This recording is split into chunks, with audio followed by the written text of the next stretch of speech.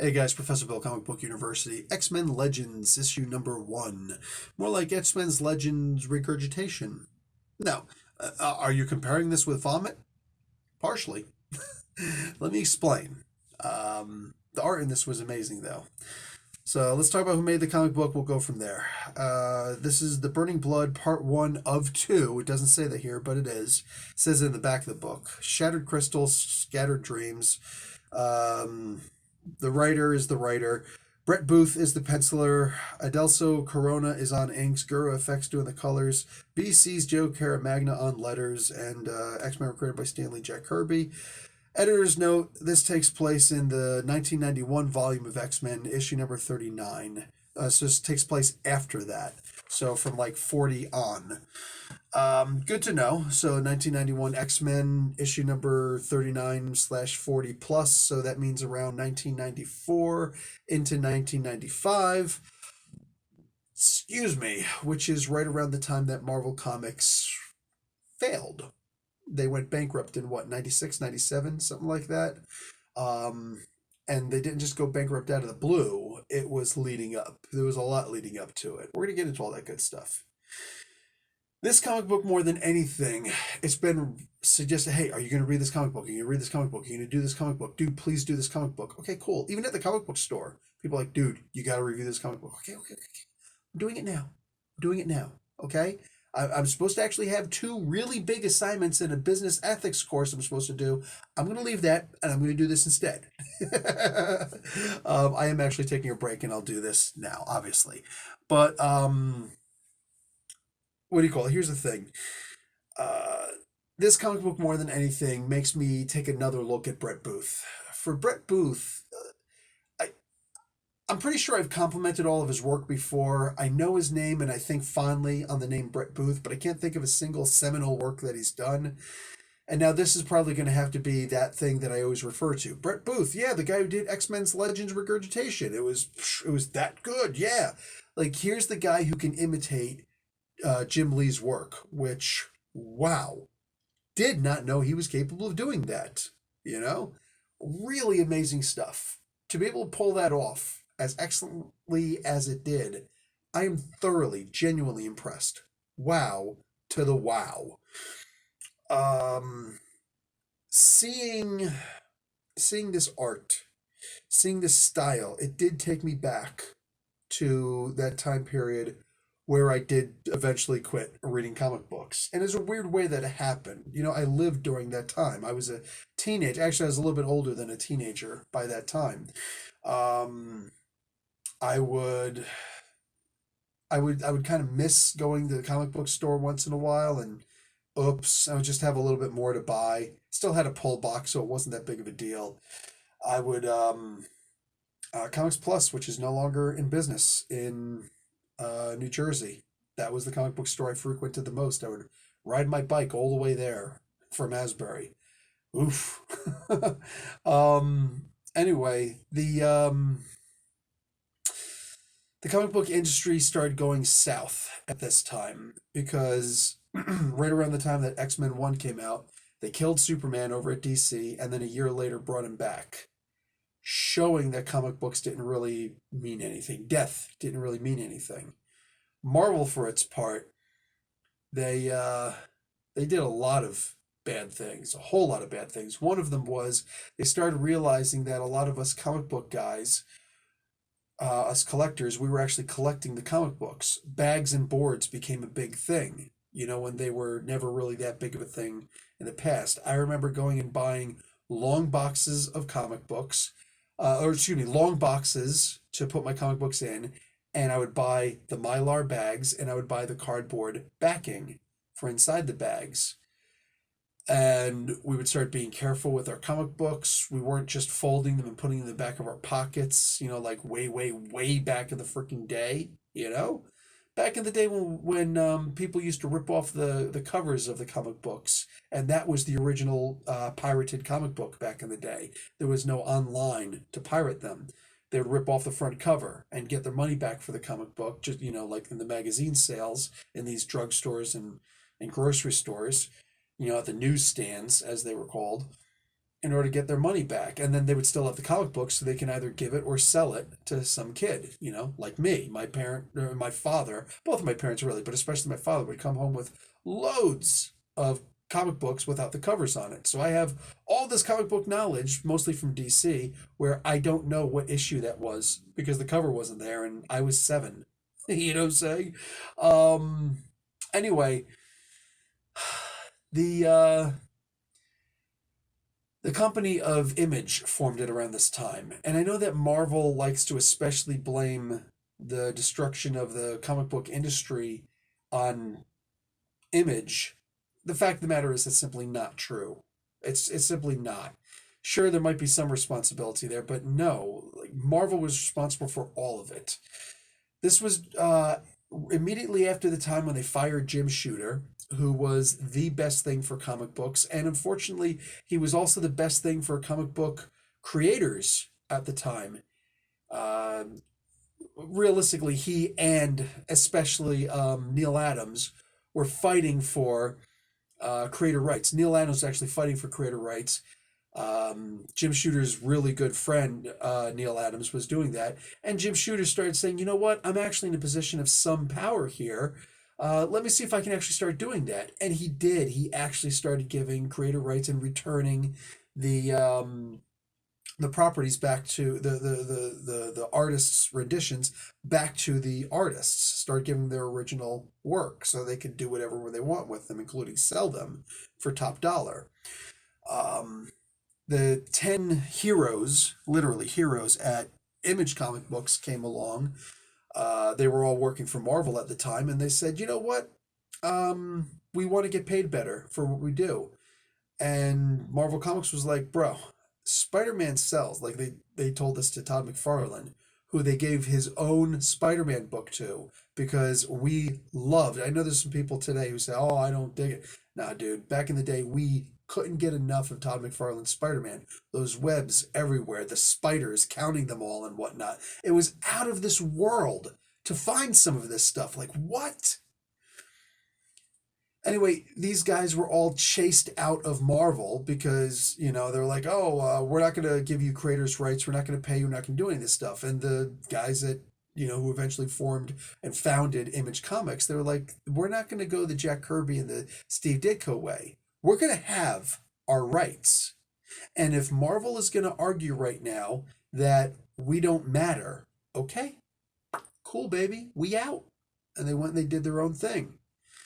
When they did that, you got all new stories, and the best artists were in Image. So that's where a lot of us flocked to. Now, I wasn't a huge fan of the Image comic books because while I will always appreciate art, story is my main things. That's one of the reasons why I always try to, anytime I get an opportunity to interview an artist, I will. But if there's an opportunity to interview a writer, I will push aside pretty much everything because that's where the stories are really made. That's the origins. These are the guys who were in the initial conversations with the editors and the editors in chief and so on and so forth, right? These are the guys who usually come up with the first ideas. Usually, Liefeld is an exception to that. The guy's just got an amazing freaking mind. He's a psychopath, don't get me wrong, but wow and double wow. Um, the the Image guys, they basically started doing their own things, and they were art driven. They were not story driven in any way, shape, or form. I fell out of Image Comics pretty quick. Marvel Comics, they had the freaking stupid Spider-Man Clone Wars stuff, and I like that's when most people my age fell out of comic books because of the Clone Wars. You know what I'm saying? The Clone Saga, whatever the hell you want to call it. The Clone, SH apostrophe or asterisk T, that crap. Wasn't having it. Just wasn't having it. So I fell off. I stopped going to the comic book store. I would miss a couple days, then I just stopped. Then I went into the military, and there were no comic book stores by me. And I just forgot about comic books until around 2007, 2008, and that's when I started getting back into comic books again. 2008 mostly, because that's when, no, but 2007 also. Anyway, yeah, around that time. I think the death of Captain America was something that actually moved me. And I was like, wait, what? And I wound up going back to Comics Plus again. Hey, I feel so bad that those guys are out of business. That breaks my heart, man. I wish I was in a financial situation I am now. I would have bought the damn place. You know what I'm saying? Just even if it was, a lost company, just the idea of I bought my childhood comic book store. How amazing would that have been, right? Um, another Jersey guy, Kevin Smith, that's what he did. I used to go to his comic book store also. Um, good guy to know. I met him before he was famous. Um, this, as far as this is concerned, according to the editors in the back, this is part one. There's going to be a part two. That's what's going to conclude this story. And we're going to get a whole bunch more stories from that era. How does that happen? Fabian, the artist, or excuse me, the writer here, um, he apparently wrote this back in the day. I don't know if he updated any of the stuff nowadays. If he just like went back and did a little, I don't think there's any need to. It doesn't. It certainly doesn't feel like he did. This really feels like something pulled out of 1994. You know what I'm saying? This genuinely feels like something pulled out of that year, pulled out of that era, that genre, that time period, I should say. Um, and yeah, that's a bad thing. It's not bad on his part because that's just the way that writing was done back in the day, Uh, crying out loud. It is what it is. But I think that's a lot of the problem. This is going to tie into it. A lot of people wondering why it came down so hard on Future State because they don't listen to the Comic Book University podcast. Go figure. I'm almost cracking the top 100 in the United States, and I have cracked the top 100 in Canada. I'm in the top 40 in places like New Zealand. I'm saying Comic Book University, find it on Apple Music, find it on freaking Spotify, find it on freaking wherever you want to find it. It's there. We're there. It's just me and my wife talking about pop culture stuff, including comics. And, I mostly talked about it there, how, and on other people's channels, when I was invited on other people's channels to talk about Future State. After Dan DiDio was fired summarily from DC, which was a horrible mistake. It was good, it was bad. It is what it is. It's a mixed bag.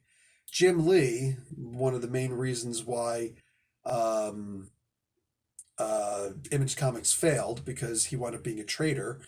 I understand the Liefeld thing. I'm sure the writer here is, I don't think that the writer here, Fabian, and Liefeld get along very well, and I understand why.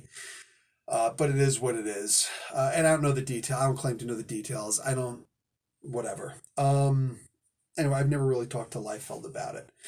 And I've never talked to this writer about that specifically. I've never talked to Liefeld at all. Um,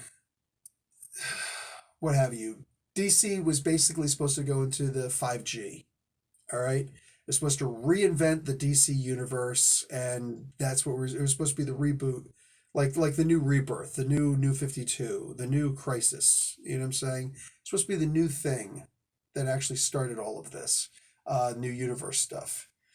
Not something I was really looking forward to. Well, with Didio gone, Lee, who basically the only thing he knows is how to draw, he doesn't really know anything else as far as comics are concerned. You can argue with me if you want. That's cool. Go back and listen to the Comic Book University podcast episodes so that you understand why he actually doesn't. But, there's that. Anyway, he a bunch of people, caused him to decide, you know what? We can't do the 5G. So he's like, well, then what do we do? And they said, well, one of the things that we can do is we can still use the 5G stuff, but we'll make it like an Elseworlds kind of thing, a what if kind of thing, right? And they decided to call it Future State. So 2 months of just all the stuff that they weren't going to use, and they decided let's find a different use for it. Boom, there you go. So this is basically, they call it DC's Future State. It's basically DC's leftover plate. That's the way I look at it. You can have your opinion and you like it or dislike it. I don't care. I haven't read it. So I don't have an opinion on if it's good or not. I literally just don't care. I'm not into eating leftovers. You know what I'm saying? I cook my own meals. So I actually know how to make exactly what I'm going to eat. If there's a little bit too much, okay, I'll have a stomach ache because I ate a little bit too much. If there's too little, I could snack later if I really feel the need to eat. I don't like to eat leftovers. I also don't like to read leftovers. DC's future state is essentially leftovers. I'm not interested.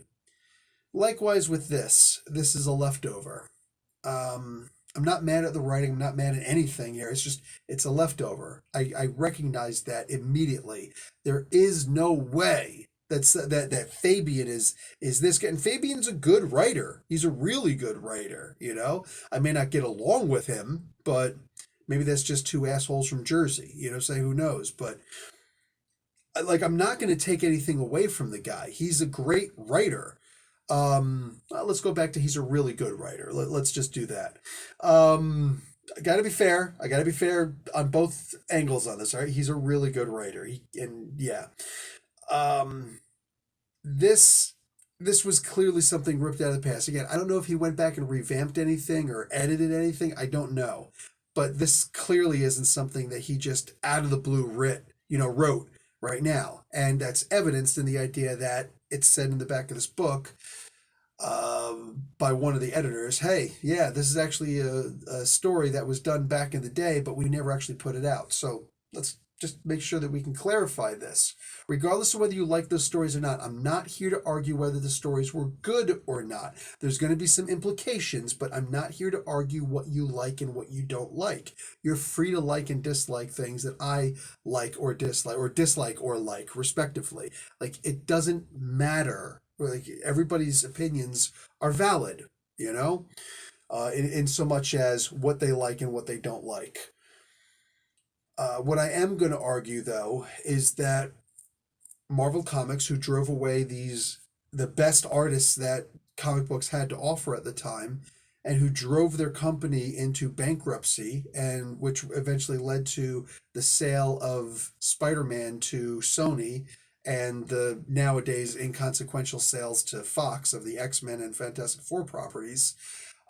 It's still the Spider-Man stuff that's hurting us to this day. If you don't like the idea and I don't like it either, the idea that Spider-Man and all of the Spider property is owned by, or at least the movie, not TV, but the movie represented character is owned by Sony Pictures, well, then blame Marvel at the time. Blame that at the time Marvel that eventually led up to the 96 or 97, I think it was 97 bankruptcy of Marvel Comics. Blame that. All right. And all of that was preceded by this sort of writing. Again, this is not me blaming Fabian or anybody else who's writing comic books at the time. Marvel put out a thing where they said, and I've had plenty of people confirm this. Marvel put out a thing, yeah, the writing. Just write the stuff as fast as you can because comics right now are art driven. We have to compete with Image, and we have the money to compete with Image. So we're going to make sure, and they were competing with Image.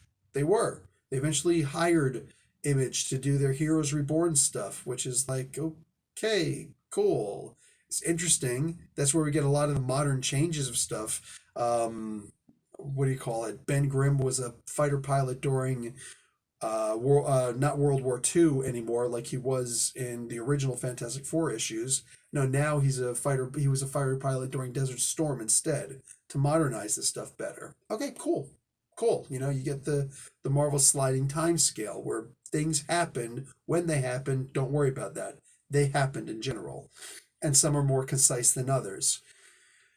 Uh, but like when you have the writing back then, which was just streamlined, really quick, it's like boilerplate, streamlined, boom, whatever, get it to the artist ASAP. You know what I'm saying? So they have more time to do some amazing stuff. And there were more deadline crunches that wound up missing all the time again because, with all due respect, Shooter wasn't there. This is the kind of stuff that you got. You got stuff where, hey, look, it looks like Cyclops and Alec. Well, just Cyclops, because the first Summers was Cyclops. Then they said, oh, let's give him a brother. Let's give him another brother and another brother and another brother. And look, now in this particular case, like, we actually had plans to do another brother. So think about this. I just complained about what DC Future State was, DC's leftover plate. So, Marvel Legends Regurgitation, this book, is stuff that they bought, Marvel. They paid for, they paid their people to do this stuff back in the day. And with all of the stuff that they did put out that eventually led to the collapse, aka the bankruptcy of Marvel, that stuff was clearly bad by itself. In and of itself, it was clearly bad. If you went back and you read the stuff, or if you were there during it and you stayed, that's cool. But understand you were in the minority. The majority of people looked at this stuff and they said, this is hot garbage. I quit comic books. And this story of Adam, first appearance of some people in here. This is one of those stories that didn't even make the cut to be one of the stories that bankrupted Marvel. You see why I brought up DC's future state in the first place?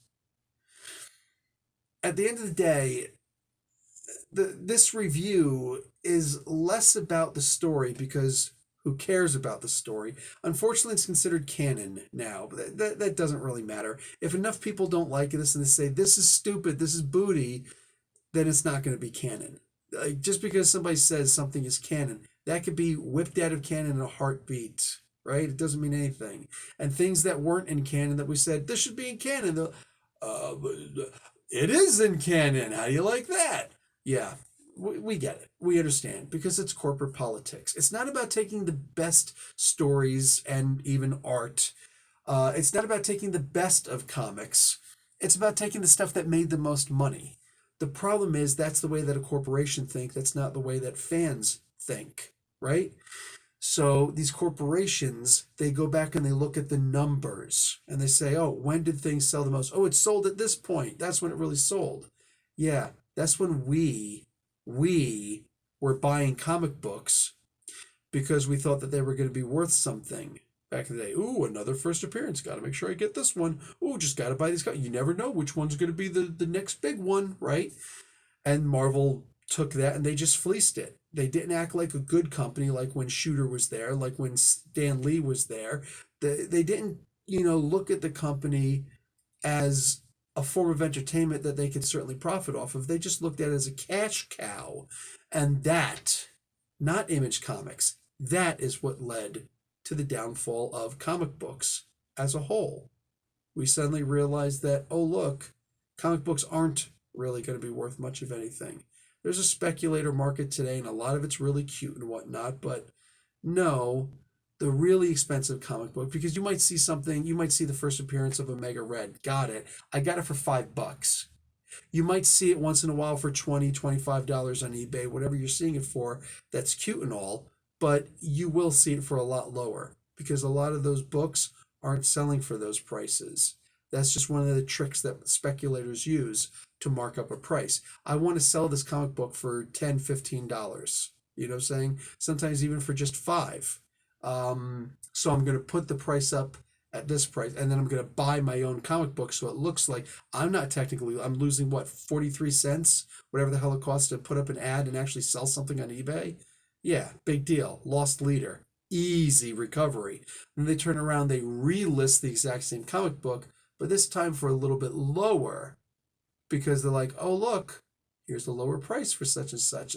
Oh, wow, I missed it before. I'm glad I waited. And then suddenly you think you got a deal. You just bought a $15 comic or a $5 comic book for $15 and ain't worth that much, right? The real comic books that are worth something are the ones that oftentimes don't have covers anymore, have crappy covers. They're the stuff back from Shooter's period and prior. There's not a whole lot that's worth anything, after Shoot, like during this time and on. Literally, the earliest, like the first year of the new X-Men book, 1991, that was pretty much the last time that comic books were worth anything. Anyway, and the exact same thing here. For the most part, I don't see this book as being anything special. I don't see it as becoming something amazing. I don't really see, Adam being anybody special in here. It is what it is. Like, honestly, who cares? It's yet another Summers' brother, you know? When you ask somebody, what do you do for a living? Ask Corsair what he does, right? What do you do? It's it's not about being a space pirate. That's his profession. No, what does he actually do with all these kids that he's got? You know exactly what he does. And man, I feel bad for Mama Summers. You know what I'm saying? Mama Clops. I feel really bad for her. She's just out here spitting out kids like crazy. Man, can you imagine what this woman must feel like? Like, she's basically Master Mold. Think about that. You remember Master Mold became a really big deal. All right, and the it was what, X-Men number 13 way back in the day, but it was Marvel Comics Presents that Cyclops 5 or 6 issue arc that was in there when they had the 4 story. It was the best anthology book, of my time, was Marvel Comics Presents, for crying out loud. The Cyclops stories, that's where they really made Master Mold into something special.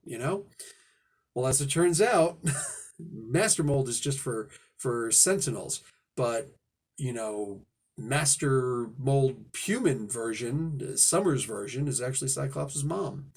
That's right. I'm talking about Cyclops' mom. Think about that. I was going to say Sykes' mom, but wouldn't have sounded right. Anyway, this comic is exactly what it is. It's a product of its time, but this is not the time that it's in. This is back in the mid 90s, right before Marvel failed. And this one didn't even make the list of comic books that they thought that they could sell in order to make Marvel fail. I know that wasn't the intention, but it was kind of the intention. Anyway, guys, it is what it is. Enjoy the comic book if you did. The story was completely throwaway as far as I'm concerned. I mean, any story as far as I'm concerned that Eric the Red is in there is just, come on, really? You expect me to read a comic book with Eric the Red in it? Unless he's being eviscerated and erased from existence. Yeah, I'm probably not going to be interested in a freaking Eric the Red comic book. Anyway, the book is what it is. It was enjoyable enough. It was a product of its time. It jogged my memory of a whole bunch of really bad comic book years in my life, and a time when a lot of the people my age are looking at it as, yeah, this was terrible. this was such a terrible period. All of us, for the most part, 85 to 90% of us fell off of comic books during this time. A lot of my buds on YouTube, fellow creators, I think it's all of us, said, if they're, my age or older, I think all of us agree. This is about the time that we fell out of comic books, you know what I'm saying? And we have various reasons for having gotten back in to comic books. So it is what it is. Anyway, guys, enjoy, and I'll talk to you later. Like the video, watch an ad, and listen to the Comic Book University podcast for crying out loud. There's a lot of cool stuff there. Talk to you later. Professor Bill, Comic Book University. Class dismissed.